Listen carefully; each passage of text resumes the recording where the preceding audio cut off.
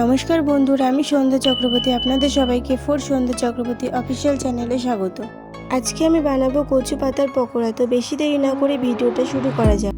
প্রথমে আমি কচু পাতা কেটে নেবো, এরপর এগুলো ধুয়ে নেব।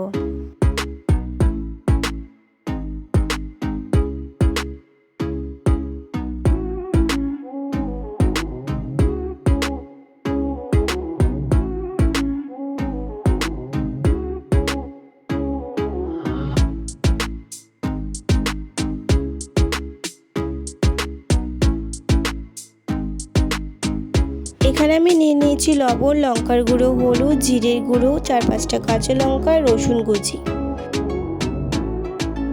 আগে থাকতে আতপ চাল ভিজিয়ে রেখেছিলাম, সেগুলোকে মিক্সার করে নেব।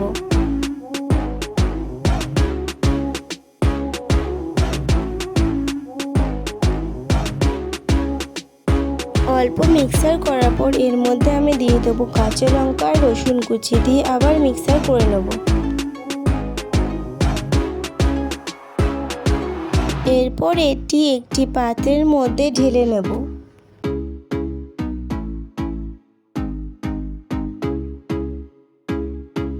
এর মধ্যে আমি দিয়ে দেবো বেসন, লবণ, হলুদ, লঙ্কার গুঁড়ো, জিরের গুঁড়ো।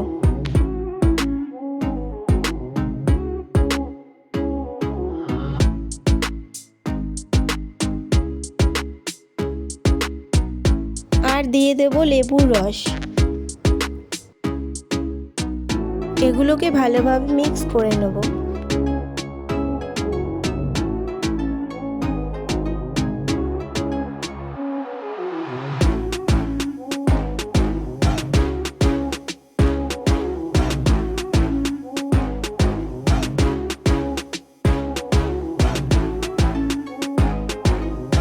কচু পাতার বেরিয়ে থাকা মোটা অংশটাকে ছুরির সাহায্যে কেটে নেব। কচু পাতার উপরে ভালোভাবে ব্যাটার মাখিয়ে নেব, যাতে কোথাও একটু ফাঁকা না থাকে।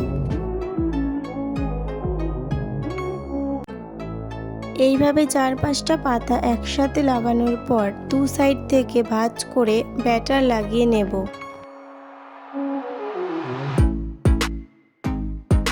এরপর এটাকে রোল করে নেব।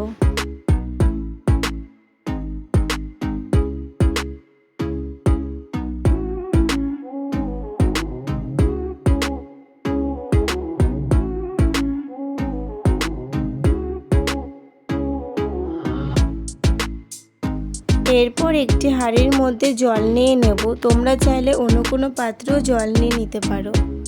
এরকম ফুটো ঝাঁঝরিয়ে নিয়ে নেবে ও তার মধ্যে কচু পাতাগুলো দিয়ে দেবে।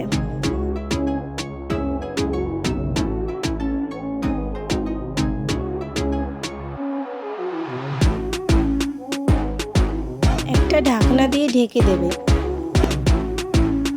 15 থেকে 20 মিনিট পর একটি কাঠির সাহায্যে দেখে নেবে কতটা ঠিক হয়েছে।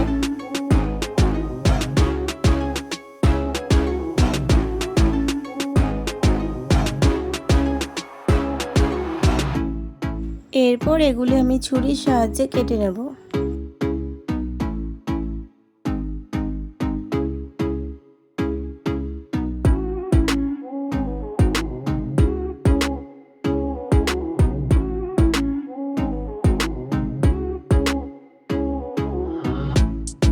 তেলে এগুলো ভেজে নেব।